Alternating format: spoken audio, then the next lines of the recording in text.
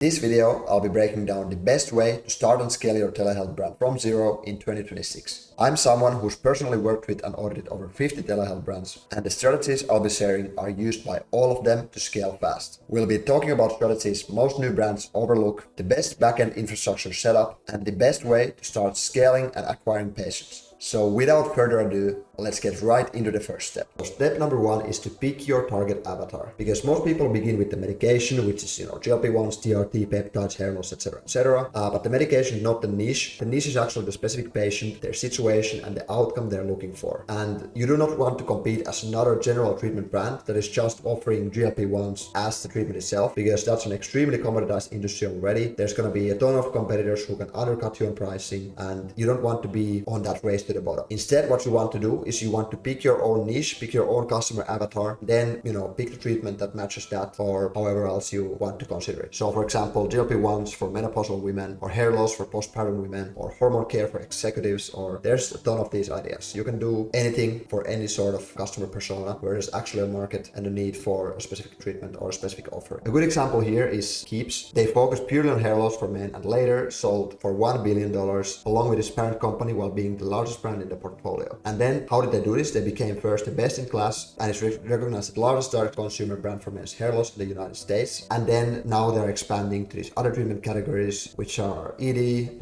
overall sexual health treatments. And this way you're not competing for the same piece of the pie as everyone else, but you have your own niche at your card, and you're going to be able to win on that specific niche over somebody who is just a general brand offering this general treatment. Because the treatment itself, like I said, is a commodity, but you need to have some reason to differentiate yourself from the overall commodity of the product itself. Now, step two is to rent the infrastructure first. You do not want to build a provider, pharmacy, fulfillment, payment, compliance, and technology stack from scratch before proving demand. Nowadays, luckily, this is super interesting and it's super easy to do this.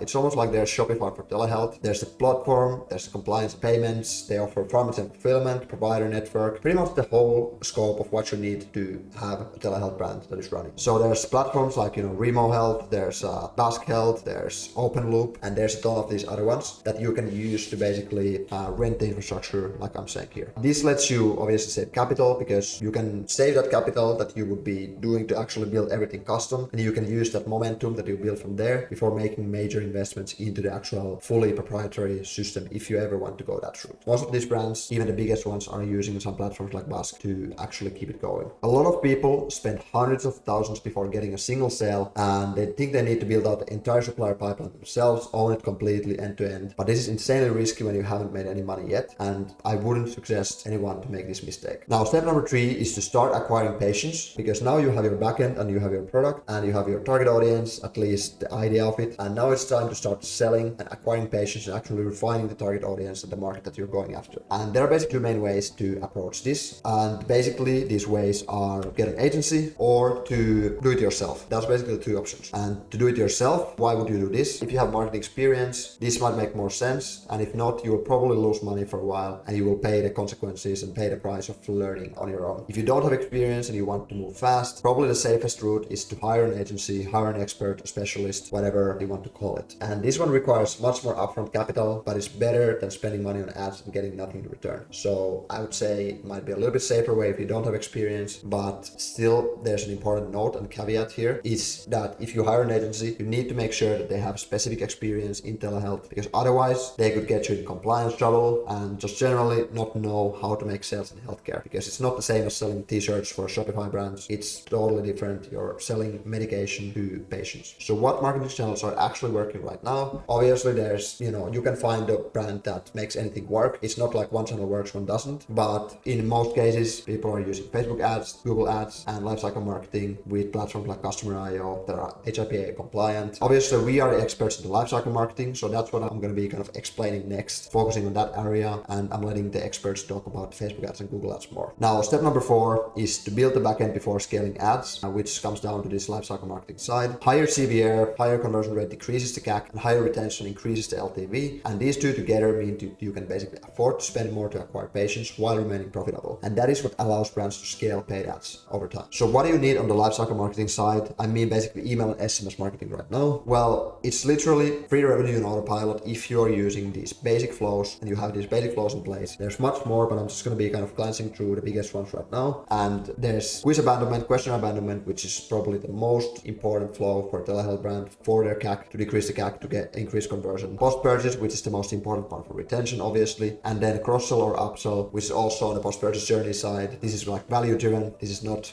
driven by just pushing products in the same way as maybe in e-commerce. And so I'm going to be breaking these key 3 flows down. But if you're a telehealth brand generating over 50K per month and you want us to do the heavy lifting regarding these flows and regarding any other flows that your system might need, then click the first link in the description to book a call with me, and I'm going to be auditing your setup. I'm going to be talking about whether we would be a fit to work together, and if so, I'm going to be able to get started with our team on that. Here's a couple of case studies you can also review from our work with other brands like yourself if you're a telehealth brand. Now, going into the first part of the lifecycle marketing flows that I just mentioned, basically post-purchase onboarding, expectation setting flow, which triggers after the first order is completed. The goal is to educate on how to get the best results from the treatment. It's a lot about expectation setting. It's a lot about side effect management. You want to include tips, guides, FAQs, appointment reminders for the next months, etc. And obviously highlight the patient success stories as inspiration that, hey, here's somebody like me who started from where I was but got to where I want to be, and giving you the empowerment to actually do it yourself. This is the longest and most important flow for retention for any telehealth brand, and this is basically something that runs for, I would say we usually run this for anywhere between like 3 to 4 months, even sometimes even the whole year, with these specific lifecycle marketing milestone mapping touch points. And we also include a lot of stuff like customer support check-ins that proactively help keep patients satisfied and route them to the customer support if they have any questions. Now, questionnaire abandonment itself, which is the most important flow for any telehealth brand. I have a full video going deep into this one if you're interested, but just to quickly mention what it's about. It basically triggers when patients doesn't finish the questionnaire, send reminders emphasizing value and addressing objections, and it links back to their pre-filled questionnaire with a magic link. So basically, instead of them having to go back to the start of the questionnaire, they actually get back to dynamically the exact spot where they dropped off from. So there's no friction in getting started again, but they're already middle of the quiz or end of the quiz wherever they dropped off from, and they can finish that. And that's a really meaningful conversion increase in a flow like this. This also obviously includes educational content and social proof, and optionally offering also some sort of discount incentive for people who have gone through the whole flow but still haven't been convinced to buy. Here's a quick example. You can look more of this yourself, but this is like plain text kind of FAQ, objection handling email from a customer success rep basically, and that's a good example of what one email in this flow might look like. And then upsell and cross-sell flows, which basically trigger based on time on treatment or predictive analytics, and these are in place to recommend treatments that complement the patient's current treatment, including personalized reasoning. So for example, if you've been on your treatment for this much time, you might want to check out this guide on boosting your whatever weight loss goal, boosting your weight loss results, keeping you more energized, whatever would be the goal for somebody on that specific treatment. And then in that educational article, you can touch on these different complementary treatments that might help them on their journey. So as an example, you might upsell NAD Plus for GLP-1 patients, and this would help them on their GLP-1 journey to stay more energized and maintain mental clarity, mental energy, and just overall support the kind of fatigue that the GLP-1 treatment sometimes causes. And you want to do this in a way that it's educational, it's value driven. You're not just saying buy, but you're actually saying, because you're feeling like this, we are offering this to kind of manage those, let's say, side effects or manage those symptoms that you might be feeling. So the goal is always to make the customer, make the patient have a better experience, feel better, and get healthier. Now, if you want to see these strategies in action, you can click the link in this screen on the video, or click the link here on the board if you have access to this board because you're watching the video, and you can see the full case study on how we make $943,000 per month for this telehealth brand. So just click it on here, and I'll see you in that one.